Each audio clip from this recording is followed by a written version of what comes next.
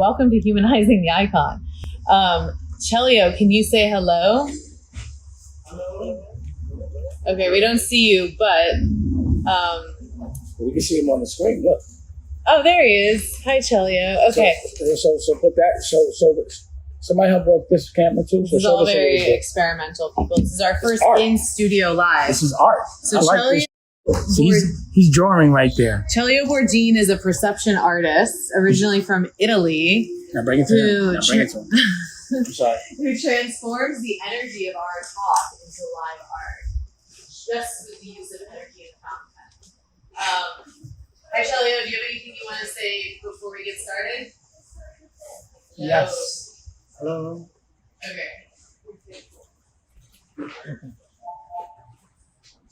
We can talk to you afterwards. Oh, I don't have audio. Maybe. Yeah, your sound isn't working, so. Okay. I'm very excited. Yes. Okay. Okay. Thank you for inviting me. Yes, I'm very I excited. can't hear you, Chelio. Okay. Can they hear Stephanie? I think it's right. Okay. It's right there. It's okay. Why is answering me at all? Yes. Okay. Well, in the meantime, I will just explain that Humanizing the Icon was birthed out of the exploration with my film, Mary Pickford. She's the mother of Hollywood, the mother of the storytelling field. And film, as you would expect, is not a conventional biopic. It is actually art. He's nothing about you. Exactly. Pop culture icons in the movie because Pickford is their mother. Right. She was the first celebrity, the first female producer. She was the first bohemia in Hollywood. Yes. And the art was invited to the Venice Biennale to be curated in an exhibit in Venice in 2019 called Humanizing the Icon. So this chat series, this talk, this podcast was birthed out of the exploration of peeling back the masks we wear, persona, identity, spirituality, all the way to pop culture. What is icon? By definition in the dictionary, it's actually image. So lots of things have come up talking to visionaries and artists on this show, and I'm very excited to hear what you think of humanizing and an icon. And you were saying you are a superhero, and you don't do things the way anybody else does things. I don't react to things the way everyone reacts to things. Yeah. My approach and my narrative is always different. Can you elaborate what makes it different? Well, I make a point not to do what everyone else is doing. I look at the masses like going through an airport. They tell you when they get in line, what gate to go to, when they get searched, when they show ID. The masses always have a masked up. You know what I'm saying? So I don't want to be controlled. So I don't want to be a part of what everyone else is doing. I want to do things different so I'll be the only one in control. So I've always felt like, the things that are implemented in our world are meant to control us, just like when you're in an airport. The things we're taught, the patterns that are implemented daily, and they've just never been good for me. Mm-hmm. So I've always made sure I did everything different. And also, like I notice people are scared. You know what I mean? They don't dream. These are the type of things that I make sure that I do with no fear and dream big and then have action behind it. You know what I mean? So I just try to break patterns because I just have this sense that anything that's been put or told to us in the last 100 years was told for a working class to stay working. Right, you know what I'm saying? They teach you how to have a job, but they don't teach you how to make money. You know what I mean? Would you consider that a form of slavery? It's completely a form of slavery. It is slavery, But the trick is to make people not think they're slaves when they are. How did this trickery begin? What's the point of origin? I guess when you wanted people to build things for you for free. You wanted people to give you labor. Like pyramids had to get built. Like, honestly, from what I really have read, we come from a slave race. It started with the Anunnakis, coming here to mine gold and turning humanoids into humans so that they could build those pyramids. And that's in the Emerald tablets. And that's also in the Dead Sea Scrolls. You know what I mean? And if you look at any sort of hieroglyphic or any sort of religion, it always talks about someone coming from the sky. Mm-hmm. You know what I mean? And there was no way that gorillas could have turned into humans and evolved in that period of time. It just can't happen. Mm-hmm. So, yeah, I feel like we've been programmed for slavery because that's what we were developed to do.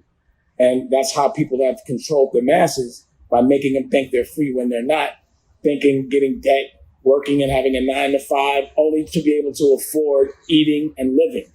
Have nothing else, no more money other than credit to buy other things, which makes you get more jobs so you can pay for that credit.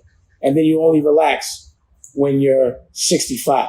So would you say that the system you're talking about, these programs you're talking about, are a form of icon? Because we don't really understand them. I understand them. I understand that I don't want to be a part of it. But the collective doesn't seem to understand it, right? Right. Okay. Well, they don't. Again, they've been programmed not to understand it. Are you saying they're victims? Well, it's a thing where when you're born, and the minute you're born, someone's telling you something day in and day out, then it's hard not to really believe that that's actually the case, especially if everyone else is doing it. Mm-hmm. And again, I already know that thousands of years ago, people spent years figuring out how to control people for thousands of years. When did you discover this was a program? What point in your life, what was a pivotal experience you can explain that awakened you to that? I think when I was 4 years old, I was in nursery school and the teacher yelled at me and I felt funny. Like, you know, when Fred Flintstone starts shrinking. Yeah. And I was like, I don't like the way that feels. And I made a conscious effort to make sure I never feel that way again. And it meant learning how not to give what anybody's saying. And I never felt that way again. I've never felt like that Fred Flintstone shrinking when Mr. Slate's yelling at me. But I see people shrink all day. Mm-hmm. 4 years old, I was just like, that's not my narrative. And I can choose. I can choose to feel away or choose not to. So you design your own reality. I design how I react to things. Mm-hmm. Yeah. And definitely I architect my reality. I think about what I want and then I focus real hard. I visualize it for more than a minute and a half. Because anything that you think about for more than a minute and a half becomes a manifestation. Mm-hmm. You know, so if you think about negative for more than a minute and a half, it's going to happen. Like literally, it's funny because I don't know how this happened. But when we were on our way here, because usually I'm powerful in the better way. So we were driving where there's usually traffic. I'm like, yeah, there's no traffic here today. I like that there's no traffic. Literally, a sign came from nowhere right then in that moment and said, stop. And we were literally stuck for 5 minutes. And it was like just 4 seconds ago, as soon as I said, no traffic, bang. And that was like opposite energy. Usually when I do that, it would be no traffic, but I don't know what happened to it. But it's just weird how it be happening. So on that note, in terms of manifestation, would you say along your journey, because I'm really interested, you've reinvented yourself in your wheel multiple times? You evolve. Okay. It's not a reinvent, it's get better. If you stay the same after 10 years, you're a moron. Okay. You know what I'm saying? And I see people do that. Mm-hmm. So if you don't get better, it's like if you practice something every day and you don't get better at it, something's wrong. Mm-hmm. Like if I'm jogging on a treadmill every day and I'm not losing weight, then I'm doing something dramatically wrong. Mm-hmm. But anything you do over and over again, especially living, that's why I don't understand why people will do the same over and over again with the same result. They want a different result, but they still react the same way and expect a different result. Einstein says that's insanity. Yeah, that's insane to me. So could you describe another, outside of being 4 years old, pivotal moment in your journey when you felt this like big aha moment and you were going to course correct, you were going to consciously evolve? In the first grade, when I started going to like a white school, and I noticed how they was trying to treat me a little funny, like, why you doing that? Because I'm black? I'm punishing you. And that was also another one for me too. Like realizing that I thought were weaker than me were trying to control me. And I was getting ready to punch somebody in the chest. So I've always punished my oppressor. And I've always punished, no one oppresses me. I've always punished the bully that's bullying other people. Mm-hmm. That's what I've always had. I've always took pride in that. You know, I like to oppress the oppressor because usually the oppression comes from insecurity and fear. So you're really scared of me if you're trying to control me. Mm-hmm. Like, I'm not trying to control anybody. If you think you're going to do something, go ahead, try. I'm not going to try to make you and trick you into believing you're weaker than me so you don't do nothing to me. I'm not scared of you. Go live. You know what I mean? Absolutely. And that's what racism is, and that's what criticism is, and that's what worrying about other people is. It's all insecurity. And every bit of it. When did you fall in love with art? Consciously? Yes. I realized I loved art, I think, after Rockefeller, when I was so protective of the artist. Mm-hmm. I never cared about the administrator. I always thought the administrator was corny. I always fought for the artist. And then that's why I opened up art galleries, which you came to, Yes. DD 172. Yes. In the height of everything I was doing, I was like, it's corny. And I decided to do it on my own. And I like to look at people that I am inspired by as muses. So, you know, like Rocky became a muse, and certain different people became people that I was like, let me figure that life out, but bring luxury to it.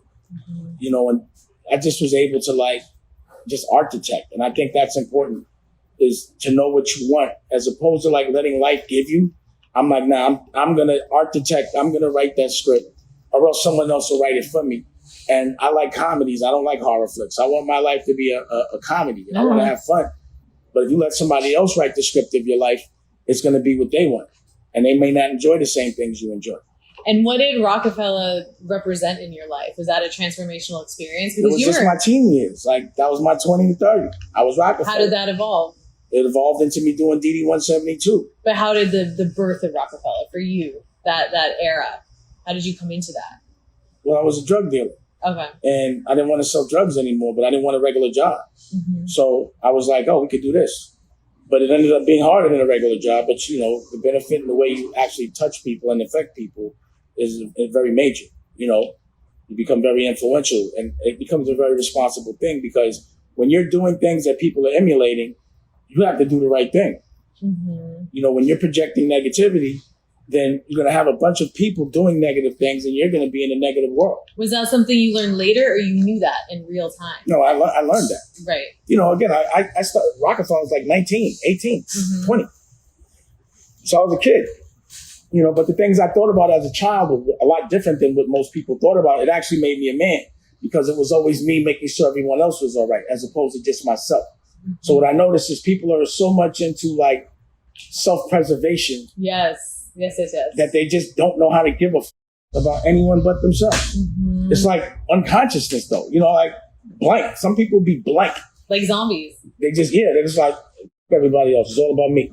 Just walk into a room and don't give a how to affect anybody. Did you find that in the hip hop world? I find that in the whole world. Right, but I'm specifically in that. The whole world. Right. I didn't just deal with hip hop. You saw what I was doing. I was beating you in ping pong, you and Julie Pacino in the gallery. That shit ain't have nothing to do with hip hop. Right. You know what I'm saying? But in my journey in doing hip hop and doing art and doing movies and doing plays and doing books and doing all these different things and running around the world, all humans have the same problem. You see it everywhere, and I agree with you. All it's just humans. that hip hop is a global culture. Hip hop is a voice for teenagers that are coming from an extreme circumstance, and usually are in a place where they have trauma that they have not recognized yet. Mm-hmm.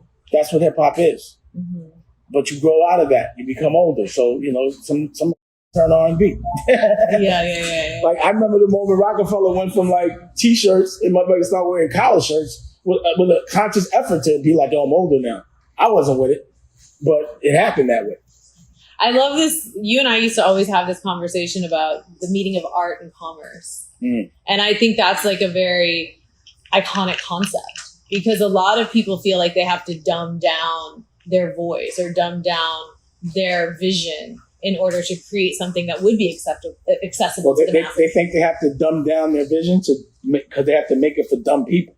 That's why, like, you know, sometimes So are they not giving people enough credit, or are they actually dumb? It's just don't fit in. I think, you know, it's like, yo, it ain't for you. Just, you know, I smoke weed because people are very silly around. You know what I'm saying? Yeah. Like, the whole world to me is like moving, you know, even in technology, purposely we're about 1,000 or at least 100 or 2 years behind. Just like, you know, we could have gotten energy for free out the air 100 years ago, but we're still using gas. Yeah. You know, I mean, even though we know. So that's intentional to keep us stupid, to keep us controlled. Right. Which, the way you control people is with fear. And everybody's scared. What do you think the most fundamental fear is? Like, if you were to sum it up. Judgment. Everyone's scared of what everybody else is thinking. Mm-hmm. Everyone's just scared for no reason. Mm-hmm. Scared. How would you tell someone who's stuck in that? I'm actually really curious. That's my life, is telling people that are stuck in that. I make a television network. How do you motivate them out of it? How do you motivate them out of it? I lead by example. Mm-hmm. If I'm doing it with no fear and I'm 50, you can do it with no fear. You're only 18, 19, 20, 21, 22, 23, 24, 25. Be scared their whole life. I'm so sick of people scared for nothing, and I just don't know why. Mm-hmm. Just scared. Just make themselves stressed out for no reason. Almost every girl I know takes a pill in the middle of the day to be happy. Like 99%. I heard that, like 90% of the population is medicated. Yeah, they're all depressed because they're living in a world that they're being controlled. They're told they're free, but they're really not. Mm-hmm. That would depress anybody. You know, dolphins get depressed when they're and try to kill themselves when they get captured and they're in the games. And you know what I mean? No one wants to be a slave. Do you think fear is the absence of love?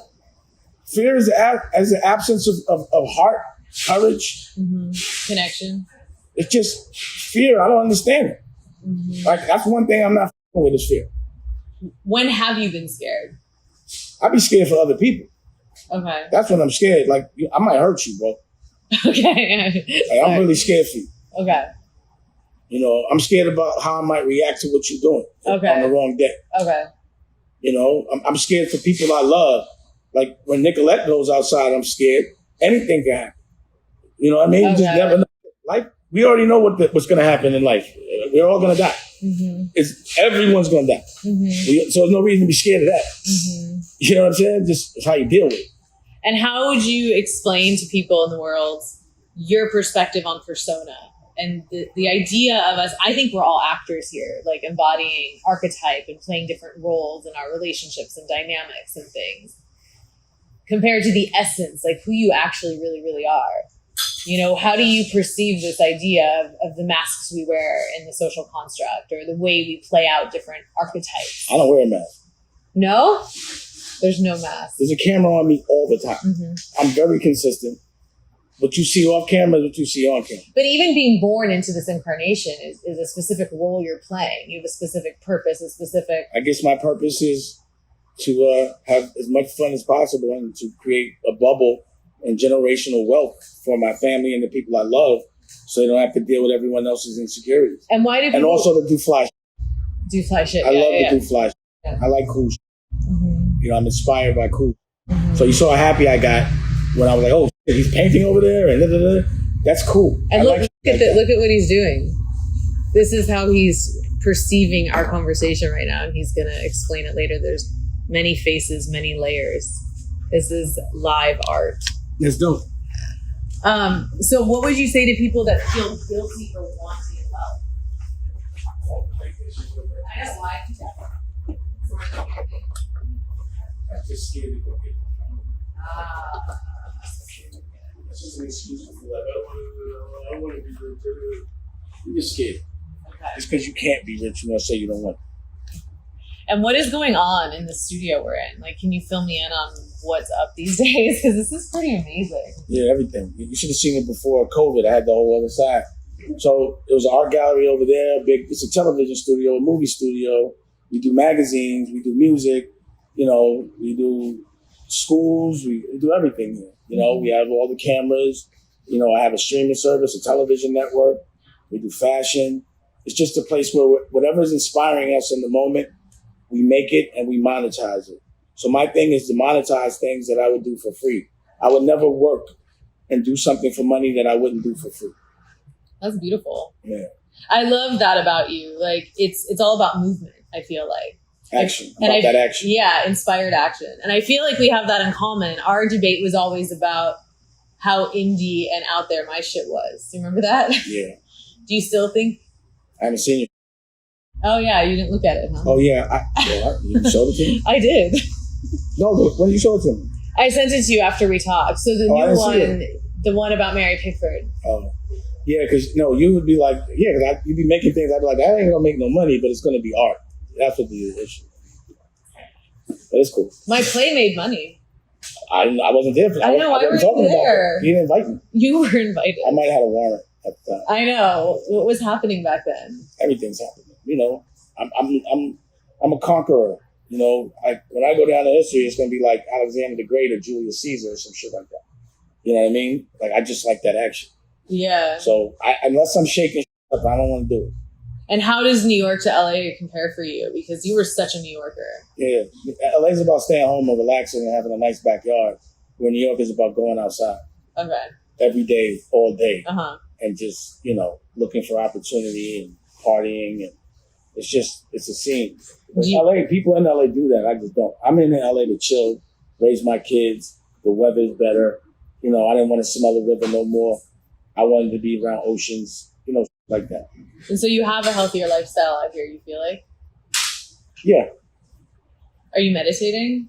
my form of it. Can you explain that? That's iconic to people right now.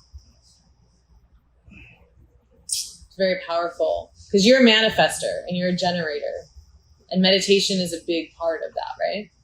Yeah, sort of. Like I dream, and that's when I'm meditating. When I'm, you know, listening to my breath while I'm running, while I'm hitting the bag, while I'm having sex.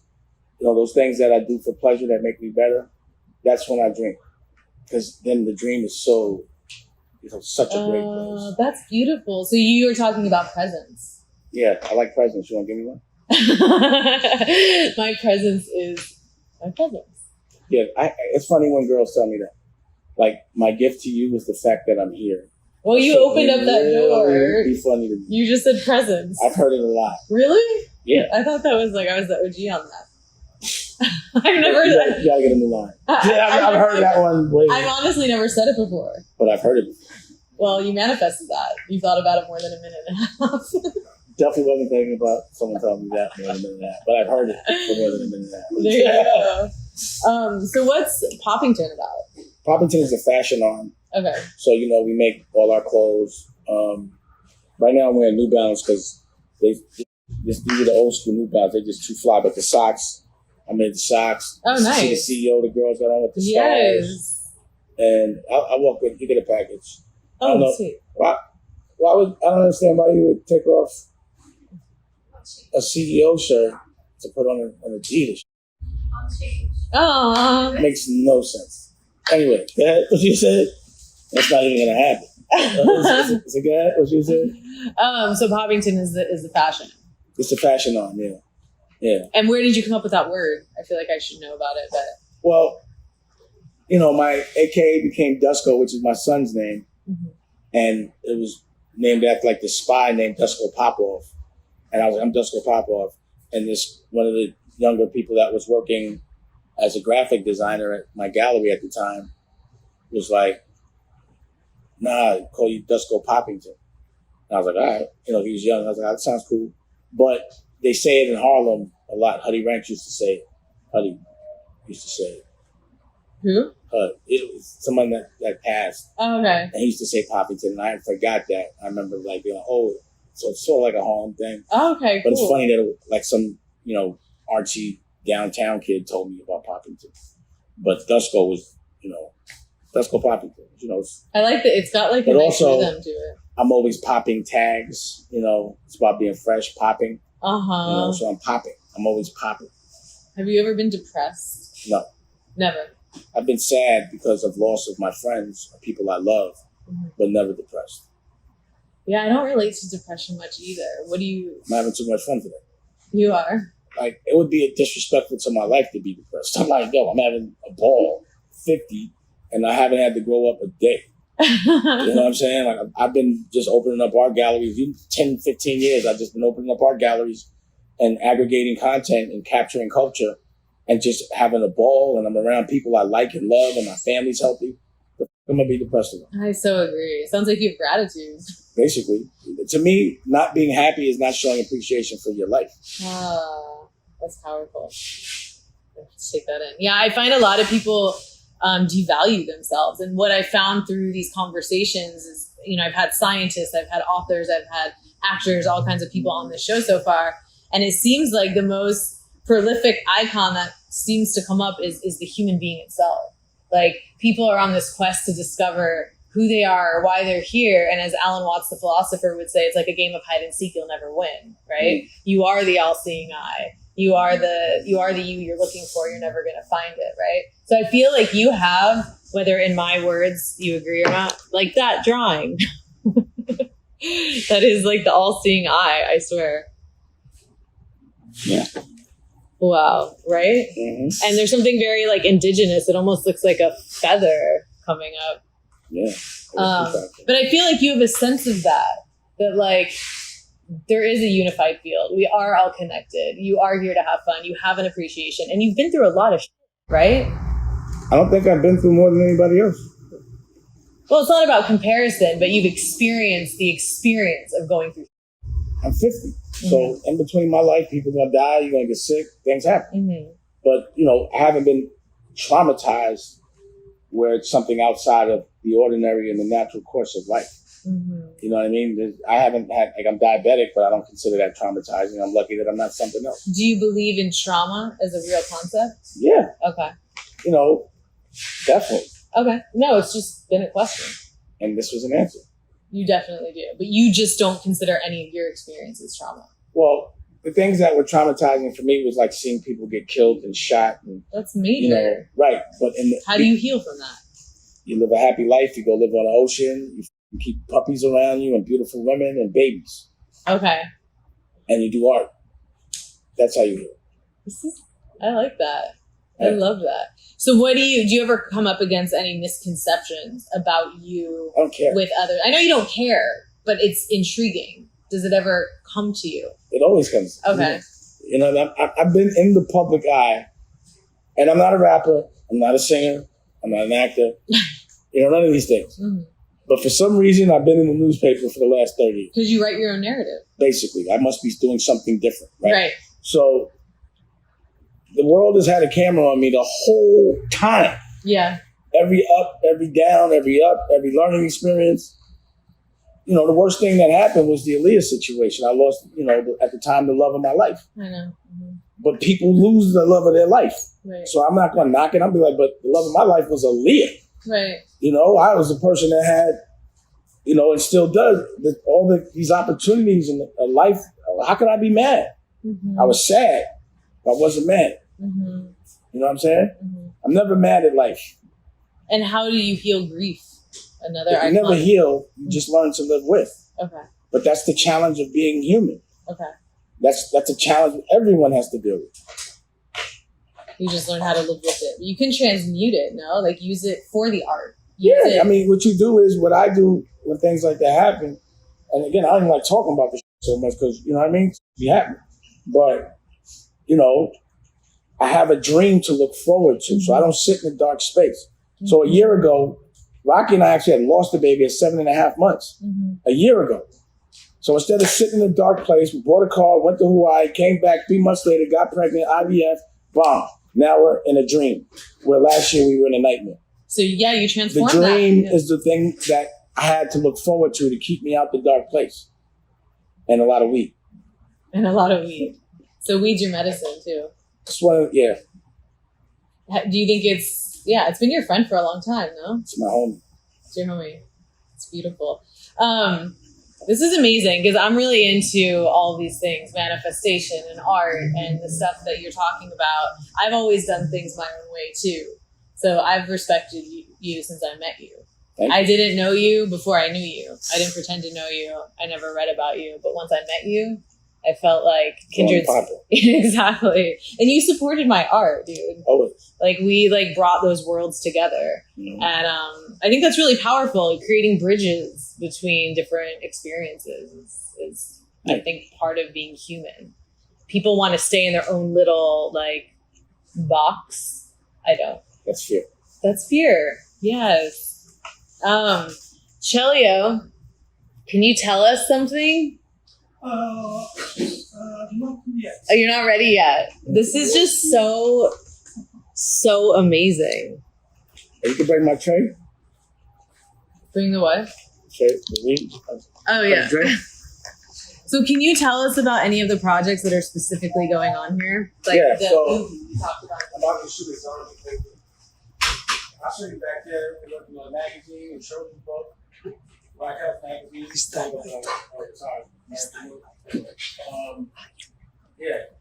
you stuff. Okay, cool. But it's so much. I have 8 octopus legs moving at all times. And you had a mega love story since I met you. Because Rocky was working in the space. Yeah. And so you've been together how long now? 13 years. What? Wow, that's so beautiful. Every day for 13 years. And you guys moved out to LA when? 6, 7 years ago. 6 or 7 years ago. Because my daughter's, and also that drink. My daughter's, moved out here with their moms. So I closed the galleries down and just came out here. Oh, they all moved out here. Yeah. Oh, that's cool. That's why I'm out here. Thank you. Okay, yeah, no, I didn't know. Noel Ashman just like caught me up a little bit. Yeah, I've been talking to him. He always calls me. He just sent me a script. He did. Oh, he sent me with the same one, I think. Which one? Baby and something. I don't know. It's like got 2 words. It's just for me. I've been working on this Mary Pickford project for 10 years. Just so you know, That's a labor of love. it's coming out at the end of this year, people. And guess what the title is? Labor of love. Why not choose love? It's always about love. A Mary Pickford manifesto, because she birthed Hollywood from this place of love, and her story got buried. And she wrote a pamphlet about universal love as the highest frequency. And she was such a spirit. It's the only currency that translates into all dimensions. It's love. Exactly. That's it. Mhm. That's a great note to end on. So, Chelio, Yeah. we need some messages here. Okay. Because Yeah, we that are Indian all about the love Yes, paper. Oh, amazing. and the medicine, Yes. the healing medicine. All right, tell us what you perceive here. Okay. We're gonna do a musical performance in a minute Okay. for your show. Oh, perfect. Also, we're gonna NFT whatever he does. How about that? Oh my gosh. So, the microphone working? Yes. I think so. Can we hear, Yeah, it should be. Yeah. It'll take. can we hear Chelio on Zoom, Stephanie? Okay. Oh, okay. So, okay. Can I have this? Yeah, but he's not projecting. Thank you so much. I'm very intricate situation. So, Sure. it's okay. Yeah. Okay. So, Jane's a performer too. Jane, you want to perform? Sure. Want to do the Rihanna song? I'm down. Which one? Okay. Love on the Brain? Yeah. Okay. She's amazing. She has originals too, and it's just a really original. Oh, what? okay. Can I talk? Okay, Okay. I will. But Do you want to come over? I don't know. No, it's okay because I have good Okay. position. Okay, so today happened these things. So we have a very important.